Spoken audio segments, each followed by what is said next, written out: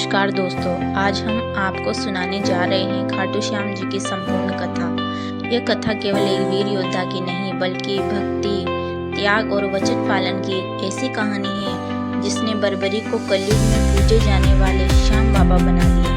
Video को अंत तक जरूर देखिए क्योंकि इस कथा में छिपा है एक ऐसा रहस्य जिसे जानकर आप भी भावुक हो जाएंगे। महाभारत काल की बात है। भीम के पुत्र घटोत्कच थे और घटोत्कच के पुत्र थे बर्बरी।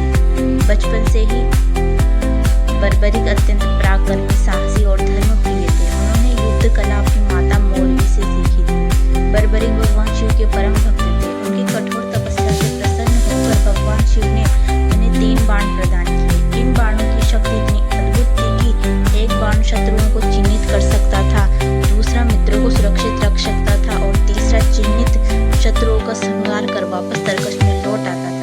इसी कारण बर्बरी को 3 बाण के धारी भी कहा जाता था। जब महाभारत का युद्ध होने वाला था तब बर्बरिक ने भी युद्ध देखने और उसमें भाग लेने का निश्चय किया। युद्ध के लिए निकलते समय उनकी माता ने उनसे एक वचन लिया। माता ने कहा, पुत्र तुम सदैव युद्ध में हारने वाले पक्ष का साथ देना। बर्बरिक ने अपनी माता को यह वचन दिया और युद्ध के लिए निकल गए। उधर कुरुक्षेत्र में युद्ध की तैयारियां चल रही थी। भगवान श्री कृष्ण जानते थे कि यदि बर्बरिक युद्ध में उतर गए तो परिणाम कुछ और ही होगा। श्री कृष्ण ने एक ब्राह्मण का वेश धारण किया और बर्बरिक के मार्ग में पहुंचे। उन्होंने बर्बरिक से पूछा, हे वीर, तुम कौन हो और इस युद्ध में क्या करने जा रहे हो? बर्बरिक ने अपना परिचय दिया और बताया कि वे हारने वाले पक्ष का साथ देंगे। श्री कृष्ण ने उनकी शक्ति की परीक्षा लेने का निश्चय किया।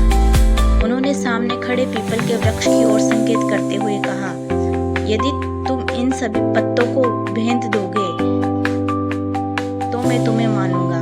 बर्बरिक ने एक बाण चलाया। वह बाण बिजली की गति से चारों ओर वृक्ष के घूमने लगा और एक एक पत्ते को भेदता चला गया। लेकिन श्री कृष्ण ने एक पत्ता अपने पैर के नीचे छिपा लिया। बाण बार बार उनके पैर के पास मंडराने लगा। बर्बरिक ने कहा, ब्राह्मण देव, कृपया अपना पैर हटा लीजिए क्योंकि उसके नीचे भी एक पत्ता छिपा है। श्री कृष्ण ये देखकर अत्यंत प्रसन्न हुए। अब श्री कृष्ण समझ गए कि यदि बर्बरिक युद्ध में उतरे तो उनकी शक्ति के सामने कोई भी नहीं टिक पाएगा। श्री कृष्ण ने पूछा, यदि तुम हारने वाले पक्ष का साथ दोगे तो युद्ध का क्या परिणाम होगा?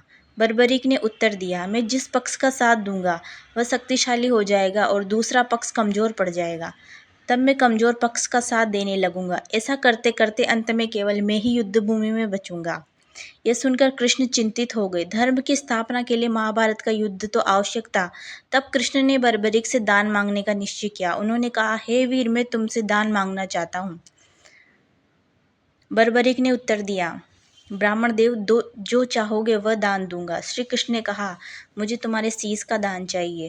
क्षण भर के लिए बर्बरिक आश्चर्यचकित हुए, लेकिन उन्होंने अपना वचन निभाया। उन्होंने कहा, मैं अवश्य अपने शीश का दान दूंगा, लेकिन पहले मुझे अपना वास्तविक स्वरूप दिखाइए। तब भगवान श्री कृष्ण अपने दिव्य विराट स्वरूप में प्रकट हुए। बर्बरिक भाव विभोर हो गए। उन्होंने श्रद्धा से भगवान को प्रणाम किया और अपना शीश दान कर दिया। यह इतिहास के सबसे महान बलिदानों में से एक माना जाता है। बर्बरिक की अंतिम इच्छा थी कि वे महाभारत का युद्ध देखना चाहते थे। कृष्ण ने उनके शीश को एक ऊंची पहाड़ी पर स्थापित कर दिया जहां से वे पूरा युद्ध देख सके। इस प्रकार ये थी